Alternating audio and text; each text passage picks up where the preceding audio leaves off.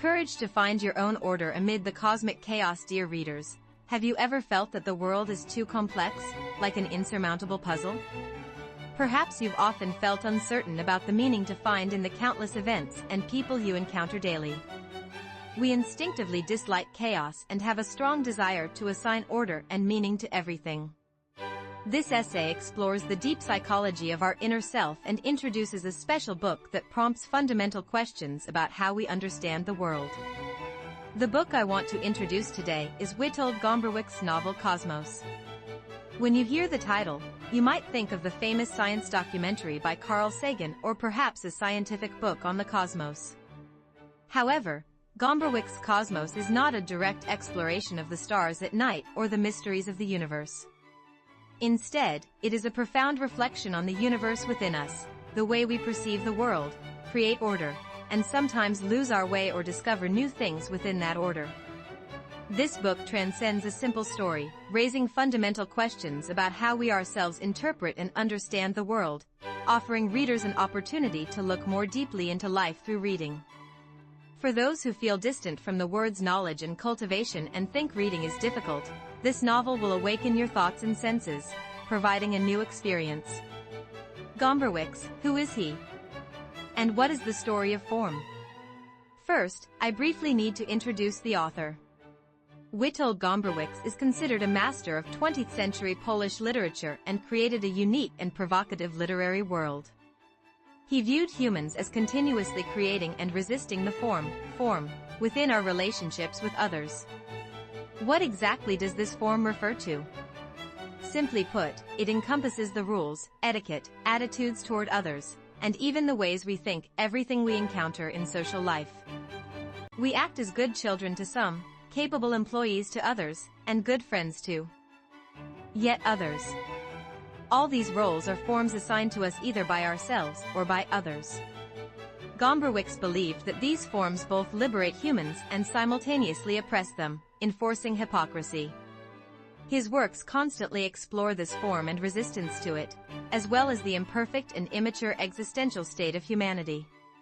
Cosmos is also written on this philosophical foundation. It shows how our instinctual efforts to impose order on the external world harden into form, sometimes distorting reality or even plunging us into confusion. Finding order amid the chaos in Cosmos. Now let's delve into the story of Cosmos. The novel begins with the protagonist, Witold, a character reflecting the author himself, and his friend Fuz, who find themselves staying in a quiet countryside boarding house. This seemingly ordinary boarding house begins to reveal strange events. The story starts with trivial and coincidental occurrences: a sparrow found hanging in the backyard, a peculiar branch hanging from the ceiling, and a peculiar wrinkle on the boarding house owner's daughter's mouth. Initially, these appear to be isolated and coincidental events.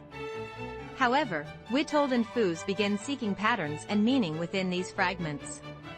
Seeing the sparrow hanging by its neck, they go beyond the simple deduction that someone killed and hung it, instead believing that there must be more meaning behind it. From this event, they begin assigning connections to everything around them. If the hanging sparrow is considered A, they find a similar B in the branch hanging on the ceiling, and another C in the shape of Lena's mouth. Even in the movement of stray cats, the position of stones, or stains on walls, they discover meaningful signs. Importantly, these connections they discover are not based on objective facts but are entirely subjective interpretations and imagination.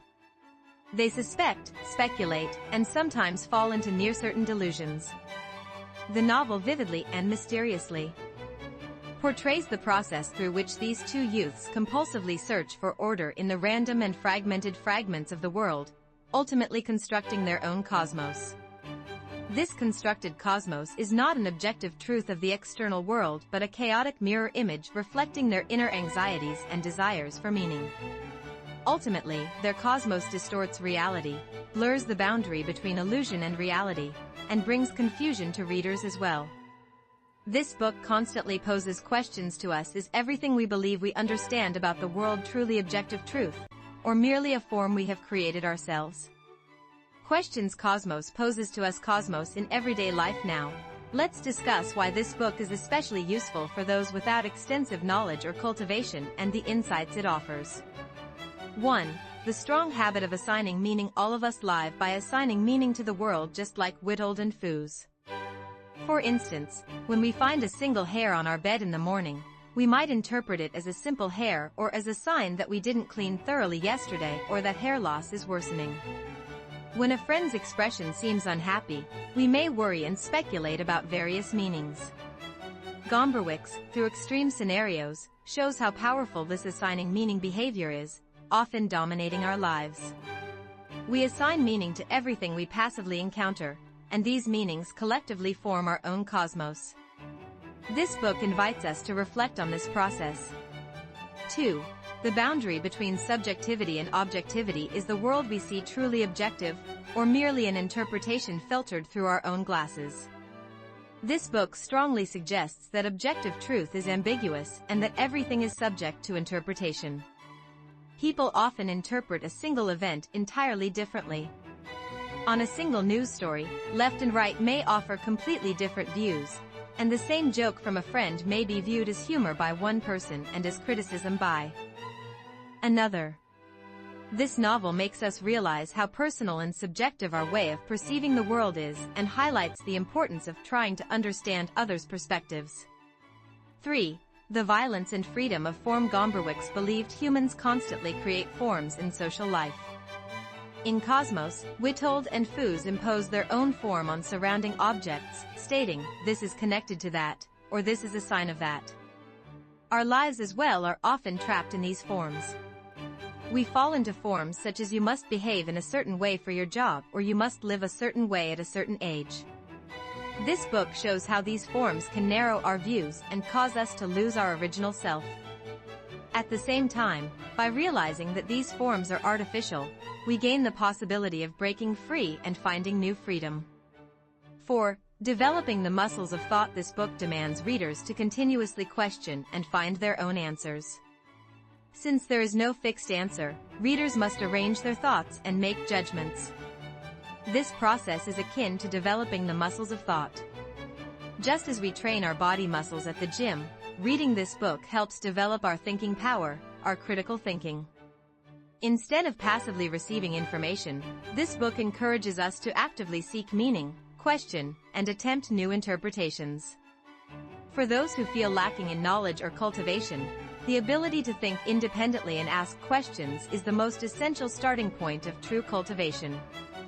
5. Artistic discovery. In everyday life, Cosmos demonstrates how ordinary things in daily life can gain special meaning through our perceptions and interpretations. A sparrow hanging by its neck, a branch on the ceiling, or even a distorted smile, these are all vividly described by the author as if each were an artistic masterpiece, stimulating the reader's imagination. This book teaches us to develop the artist's eye to discover new beauty and meaning in our mundane surroundings. When daily life feels dull and lifeless, this book changes our perspective, allowing us to see how everything around us can carry special significance. An invitation to a new experience through reading Gombrowicz. Cosmos is not just a book about reading a story, but one that leads us into deep contemplation about our perception and mode of existence. Initially, the story may seem confusing, and the characters' behaviors might seem hard to understand. Yet, it is precisely within this confusion that we discover the true value of this book. We live surrounded by countless uncertainties, anxieties about the future, misunderstandings in relationships, and the world's absurdities. We exist within chaos where everything is not clearly explained.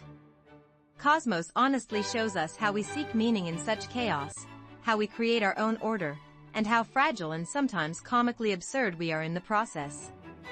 True knowledge and cultivation are not just about knowing many things. They come from the ability to understand the world, to ask questions, respect others' perspectives, and humbly accept life's complexity. Cosmos can be a great tool for developing such abilities. This book does not give you ready-made answers. Instead, it invites you on a journey to ask your own questions and find your own answers. Through this novel, you will experience a new way of seeing the familiar world, discover hidden meanings, and ultimately understand yourself more deeply.